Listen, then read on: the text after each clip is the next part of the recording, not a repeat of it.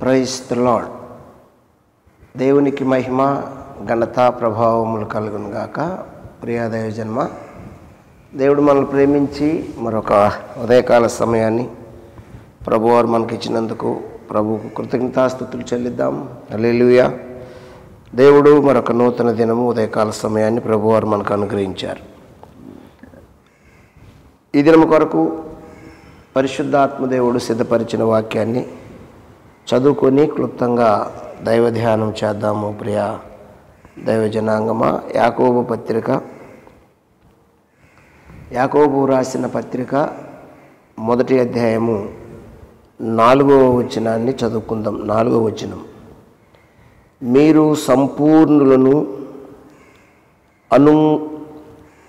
అనునాంగులను ఏ విషయములోనైనను కుదువలేని వారై యుండునట్లు ఓర్పు తన క్రియలను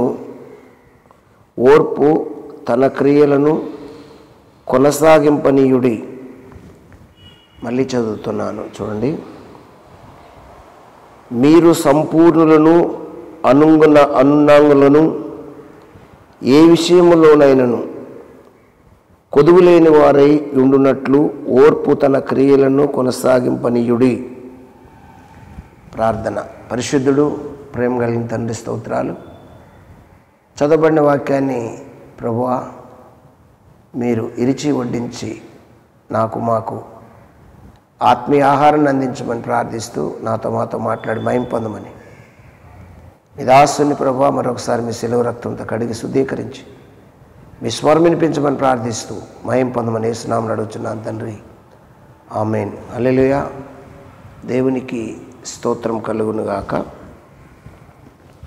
ప్రియమైనటువంటి దేవుని పిల్లలారా, వందల రోజుల నుండి ఈ ఉదయకాల ధ్యానము వింటున్నారు. ఎన్ని వందల రోజులు అంటే మరి 1562 రోజు అనుకుంటాను. ఇంచుమించు ఒకరోజు అటు ఇటు తేడా ఉండొచ్చేమో. 1562 రోజు ఈ ఉదయకాల ధ్యానము మరి మనము ధ్యానిస్తూ వస్తున్నాము. చాలామంది వింటున్నారు. అయితే దైవజనాంగమా, యాకోబు భక్తుడు మనందరికీ తెలియచేస్తున్నటువంటి మాటను చాలా జాగ్రత్తగా అర్థం చేసుకోవాలి, గ్రహించాలి. మన హృదయంలో ఆ మాటను ముద్రించుకోవాలి. ఏమంటున్నాడంటే, మీరు సంపూర్ణులు కావాలి.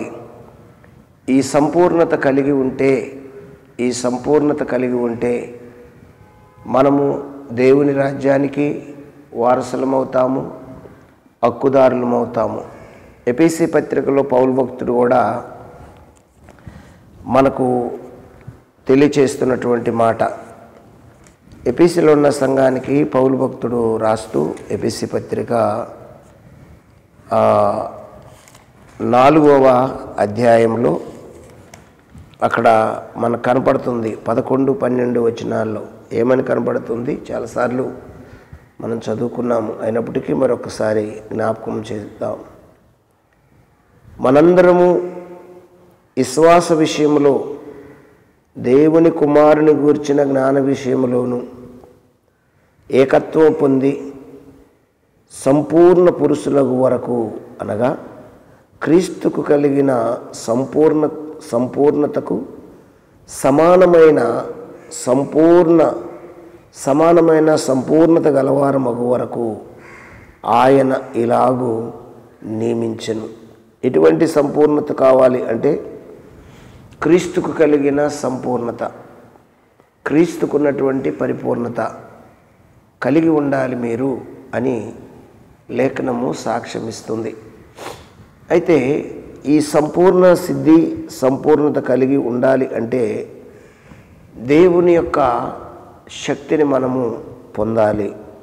దేవుని శక్తిని మనము పొందాలి. ఇంకా కింద కూడా మరి మనం చదువుకుంటే పౌలు భక్తుడు ఏమంటాడో చూడండి. క్రీస్తుకు కలిగిన సంపూర్ణతకు సమానమైన సంపూర్ణత గలవారు మగ వరకు ఆయన ఇలాగు నియమించెను అంటూ, పరిశుద్ధులు సంపూర్ణులగునట్లు క్రీస్తు శరీరము క్షేమాభివృద్ధి చెందుటకును పరిచర్య ధర్మము జరుగుటకును ఆయన కొందరిని అపోస్తలుగాను, కొందరిని ప్రవక్తలుగాను, కొందరిని స్వార్థికులుగాను, కొందరిని కాపరులుగాను, ఉపదేశకులుగాను నియమించెను అని పౌలు భక్తుడు తెలియచేస్తున్నాడు. క్రీస్తు శరీరము ఏమవ్వాలంట? క్షేమ అభివృద్ధి పొందాలి. ఈ సంపూర్ణ సిద్ధి ఎప్పుడైతే వస్తుందో అప్పుడు మరి క్రీస్తు శరీరము క్షేమ అభివృద్ధి పొందుతుంది అని ఇక్కడ లేఖనము మనకు ఇస్తున్న సాక్ష్యము. ఎబ్రీ పత్రికలో కూడా మనం చూస్తే, ఎబ్రీ పత్రికలో అక్కడ ఒక మాట కనబడుతుంది. దైవజనాంగమా, ఎబ్రీ పత్రిక 6వ అధ్యాయంలో మనము చాలాసార్లు చూసాము. అందులో 6వ అధ్యాయము 2వ వచనంలో ఆ చివరి భాగంలో ఉన్నటువంటి మాటను మనము జ్ఞాపకం చేసుకుంటే అక్కడ రాయబడినటువంటి మాట చూడండి. ఏమంటాడంటే, మృతులు పునరుద్ధానమును నిత్యమైన తీర్పు అను పునాది మరలా వేయక క్రీస్తును గూర్చిన మూలోపదేశము మాని సంపూర్ణులగుటకు సాగిపోదము. ఏ పూర్ణులు? సంపూర్ణులు అగుటకు సాగిపోదము అని లేఖనము సాక్ష్యమిస్తుంది. ఈ సంపూర్ణత కావాలి అంటే దేవుడు ఆయన మనకిచ్చిన వాగ్దానాలను మనము జాగ్రత్తగా చేపట్టాలి. దేవుడు మనకిచ్చిన వాగ్దానాలను మనం గుర్తుపట్టాలి. ఈ విషయాన్నే పౌలు భక్తుడు ఎఫెసీ పత్రికలో మనకు తెలియచేస్తున్నటువంటి మాట. 4, 11, 12, 13 వచనాల్లో క్రీస్తుకు కలిగిన సంపూర్ణత మీరు కలిగి ఉండాలి. సంపూర్ణలోటు సాగిపోదాము. ఈ సంపూర్ణత లేకపోతే దేవుని యొక్క బహుమానాలు పొందలేము అనేది మనము జాగ్రత్తగా ఆలోచించుకోవాలి. ఇకపోతే యాకోబు పత్రికలోనే మరొక మాటను మనం చూస్తే 1వ అధ్యాయంలో 26వ వచనంలో ఒక మాట చూడవచ్చు. 26వ వచనంలో ఏమనుందో చూడండి ఒకసారి. యాకోబు పత్రిక 1వ అధ్యాయము 26వ వచనంలో, ఎవడైనను నోటికి కళ్ళెము పెట్టుకొనక తన హృదయమును మోసపరుచుకొనుచు భక్తి గలవాడనని అనుకొనిన ఎడల వాని భక్తి వ్యర్థమే. ఈ సంపూర్ణ స్థితిలో ఒకటి యాకోబు భక్తుడు తెలియచేస్తున్న మాట ఏంటంటే, నోటిని జాగ్రత్తగా కాపాడుకోవాలి. నోటిని జాగ్రత్తగా కాపాడుకోవాలి. నోటికి కళ్ళెము పెట్టుకోవాలి. నోరు చాలా అవసరాలకు వినియోగపడుతుంది. నోరు, నాలుక చాలా మంచి కార్యాలు చేస్తుంది. నోరు, నాలుక మరి చెడ్డ కార్యాలు కూడా దారితీస్తుంది. ఎందుకు అంటే దేవుని నోట నుంచి వచ్చినటువంటి మాట ఈ ప్రకృతిని కలుగు చేసింది. కలుగునుగా కంటే దేవుని నోరు ఈ ప్రకృతి కలిగింది, ఈ భూమి కలిగింది, ఈ యొక్క ఆకాశం కలిగింది, భూమి మీద ఉన్నటువంటి ఈ కొండలు, ఈ చెట్టులు, పుట్టలు, సమస్త జీవరాశులు అన్నీ కలిగాయి. మానవుడు కాదు. మానవుడు మాత్రము మట్టితో చేయబడ్డాడు. దేవుని చేతితో చేయబడినటువంటి మనిషి మానవుడు. అయితే నోరు చాలా విలువైనది. ఆ నోరు ఈ భూమిని కలుగు చేసింది. ఆ నోరు, ఆ నాలుక చాలా విలువైనది. ఆ నాలుక మాట్లాడిన మాటలు మరి చాలా విషయాలను కలుగు చేసింది. మనకు తెలుసు ఆ వాక్కు శరీరధారి కృపాసత్య సంపూర్ణంగా మన మధ్యలోనికి వచ్చాడు. ఏమండి, ఆ నాలుక చాలా జాగ్రత్తగా ఉండాలి. ఆ నాలుక అపోస్తల కార్యాల్లో మేడగదిలో ప్రార్థన చేస్తున్నప్పుడు పరిశుద్ధాత్మదేవుడు వారి నాలుకలు ముట్టి నాలుకలు విభజింపబడి విగావింపబడి నాలుకలు విభజింపబడి అయి వాక్శక్తిని నాలుక అనుగ్రహించెను. ఆ వాక్శక్తిని బట్టి నాలుక మాట్లాడినప్పుడు 3,000 మంది యేసుక్రీస్తు ప్రభు వారిని నమ్ముకోవటానికి, రక్షణ పొందడానికి 3,000 మందిని మార్చడానికి ఆ నాలుక సాధనమైంది. కాబట్టి ఈ నాలుక చాలా జాగ్రత్తగా ఉండాలి. మరి నోటిని కంట్రోల్ చేసుకోవాలి. ఎందుకంటే పరిశుద్ధతను, సువార్తను, సత్యమును నోరే మాట్లాడుతుంది. అలాగే అపవిత్రతను లేదంటే హానికరమైన విషయాలను నోరే మాట్లాడుతుంది. ఈ నోటిని పూర్తిగా పరిశుద్ధాత్మ స్వాధీనంలోకి తీసుకోవాలి. ఎప్పుడైతే ఈ నోటిని పరిశుద్ధాత్మ స్వాధీనంలోకి తీసుకుంటారో అప్పుడు మీరు పరిపూర్ణులవుతారు, సంపూర్ణులవుతారు అని లేఖనములో యాకోబు భక్తుడు ఇస్తున్నటువంటి సాక్ష్యము.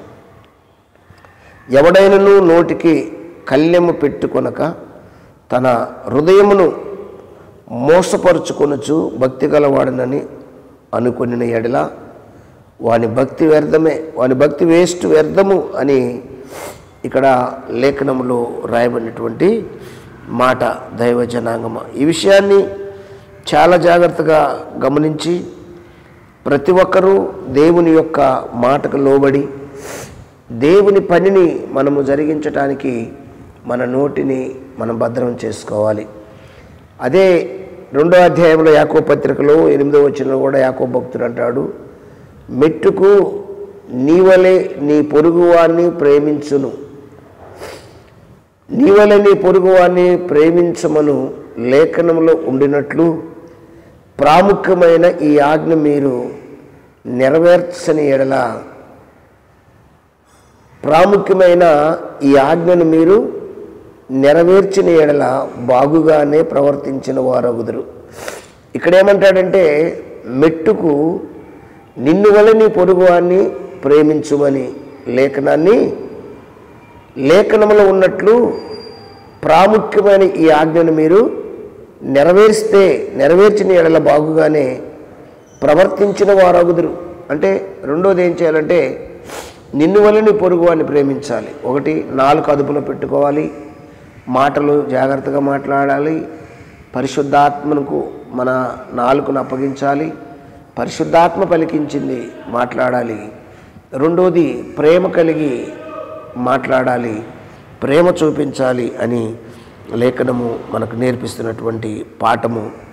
దైవ జనాంగమ కొలసీలో ఉన్న సంఘానికి రాస్తూ పౌలు భక్తుడు కొలసీ పత్రికలో కూడా ఒక మాట తెలియచేస్తున్నాడు. పౌలు భక్తుడు ఓ కొలసీలారా అంటూ అక్కడ కొలసీలో ఉన్న సంఘంతో పౌలు భక్తుడు ఏం మాట్లాడుతున్నాడో ఒక్కసారి 3వ అధ్యాయము 14వ వచనాన్ని మనం చూసినట్లయితే అక్కడ పౌలు భక్తుడు అన్నాడు, వీటన్నిటిపైన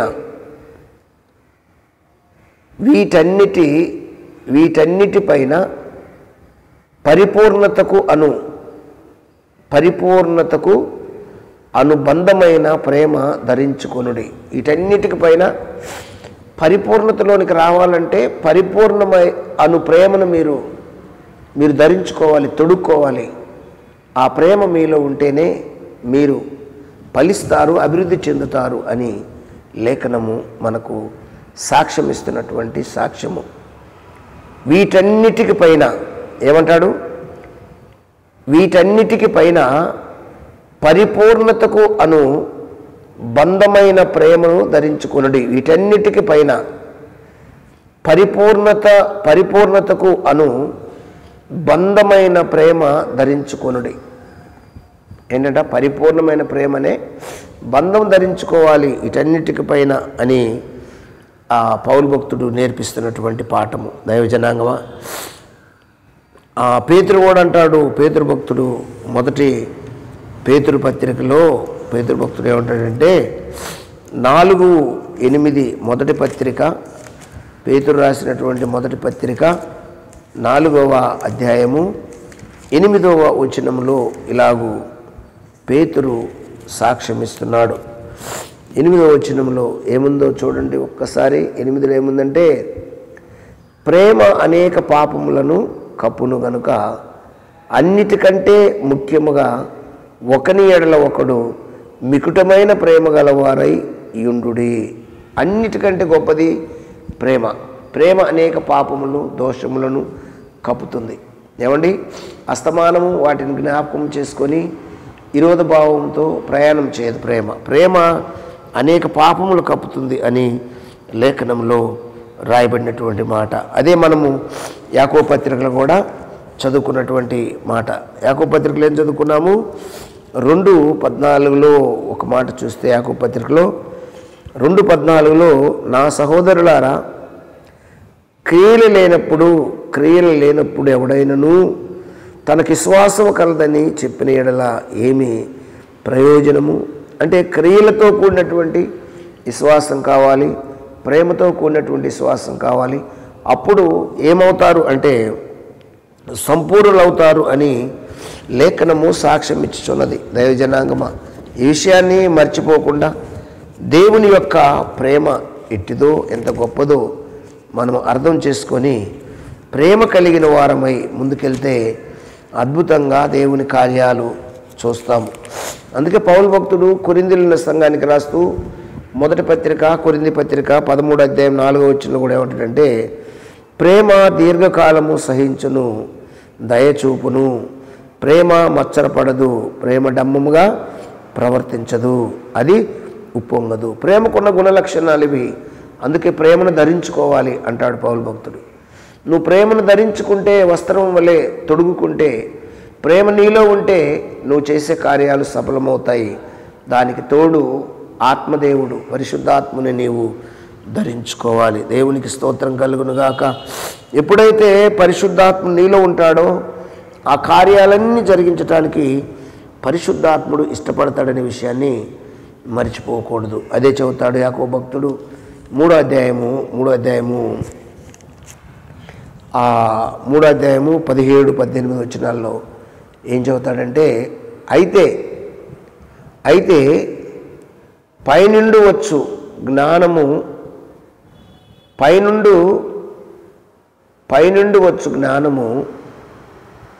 మొట్టమొదట పవిత్రమైనది, తర్వాత సమాధానకరమైనది, మృదువైనది, సులభముగా లోబడినది, కనికరముతోనూ మంచి ఫలములతోనూ నిండుకొనినది. ఫలములతో నిండుకొనిది ఏంటంట? అయితే పైనుండి వచ్చు జ్ఞానము. ఎక్కడి నుండి వచ్చు జ్ఞానం అంటే పరిశుద్ధాత్మని జ్ఞానము. అందుకే పరిశుద్ధాత్మను ధరించుకోవాలి.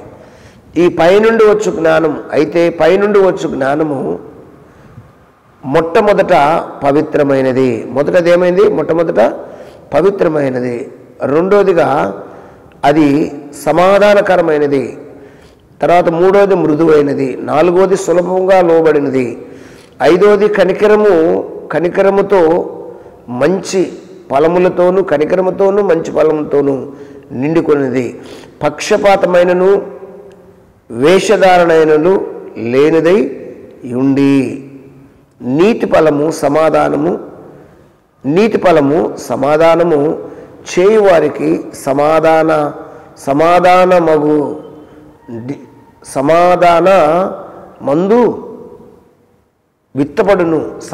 మందు విత్తబడును అని లేఖనము సాక్ష్యం ఇస్తున్నది. కాబట్టి ఇటువంటి విషయాలు మనం గమనించి ఇక్కడ సంపూర్ణులు అవటానికి సాగిపోవాలి అని లేఖనము సాక్ష్యమిస్తూ మూలవాక్యంలో, మీరు సంపూర్ణులను అనున్నాంగులను ఏ విషయంలోనైనా కొదువు లేని వారై ఉండునట్లు ఓర్పుతో తన క్రియలను కొనసాగించుడి. ఓర్పుతో తన క్రియలు కొనసాగించాలి. ఇది దేవుడు మనకు నేర్పిస్తున్నటువంటి పాఠము. ఇది మళ్ళీ చదవండి, ఇంకా లేఖనం ధ్యానం చేయండి, సంపూర్ణులు కండి, దేవుని యొక్క బహుమానం పొందండి. ప్రార్థన. పరిశుద్ధుడు, ప్రేమ కలిగిన తండ్రి, ఇతబడిన వాక్యము ఫలింపచేసి అందరి హృదయాలు ముద్రించి, అయ్యా నీ నామానికి మహిమ తెచ్చుకోమని, వీళ్ళందరూ దీవించి ఘనత పొందమని యేసయ్య నామములో స్తుతించి ప్రార్థిస్తున్నాను తండ్రి. ఆమెన్. God bless you. దేవుడు మిమ్మల్ని దీవించి ఆశీర్వదించును గాక. ఆమెన్.